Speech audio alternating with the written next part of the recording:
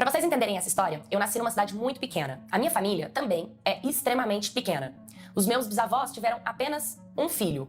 E eu conheci todo mundo da parte de mãe. Então, quando eu falo família, é sempre a minha parte de mãe, porque eu não tive a parte de pai. Apesar da minha mãe sempre ter sido uma moça de família e muito criada pelo meu avô, eu não conhecia a minha avó, porque a minha avó, ela sofreu um acidente quando a minha mãe ainda era pequenininha. Então, minha mãe sempre foi, assim, uma base pro meu avô. E quando minha mãe engravidou de mim, o meu avô sabia com quem minha mãe saía, com quem se envolvia, e foram conversar com o rapaz pra ver como podia resolver, mas a reação do meu pai na época foi muito agressiva.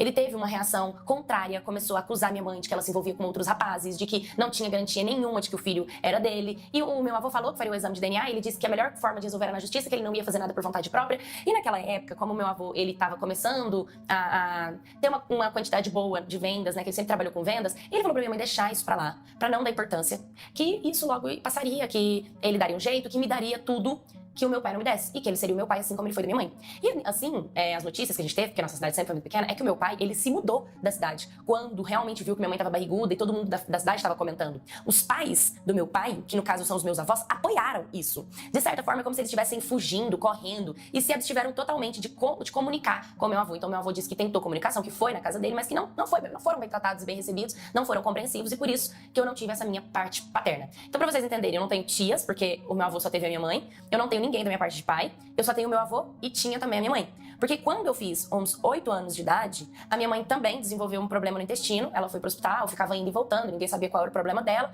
quando finalmente ela foi diagnosticada com câncer, só que já tinha tomado uma proporção muito grande, fizeram todos os tratamentos, e a gente ficou, e eu lembro dessa época, uns 9 meses. 9 meses meu avô fala, mas eu lembro que eu era criança, e eu lembro disso, do meu avô ter que me deixar com a vizinha pra levar minha mãe correndo no hospital. O nosso hospital da nossa cidade não atendia a minha mãe, então às vezes tinha que levar ela em outras cidades, e nisso meu avô às vezes tinha que me levar e a gente ficava dormindo em hospital e eu matava a aula. Foi um período muito conturbado pra minha infância. Então eu tenho boas memórias disso que aconteceu. Apesar de que naquela época eu não entendia muito bem, eu vim sofrer a falta da minha mãe com o tempo.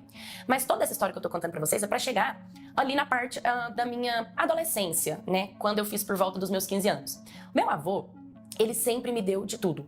Mas ele sempre foi um senhorzinho muito de idade. Então, quando eu tava com 15 anos, meu avô já tava ali na casa dos 80 e tantos. Quase 90. Então, era mais eu cuidando do meu avô do que o meu avô cuidando de mim. Apesar dele nunca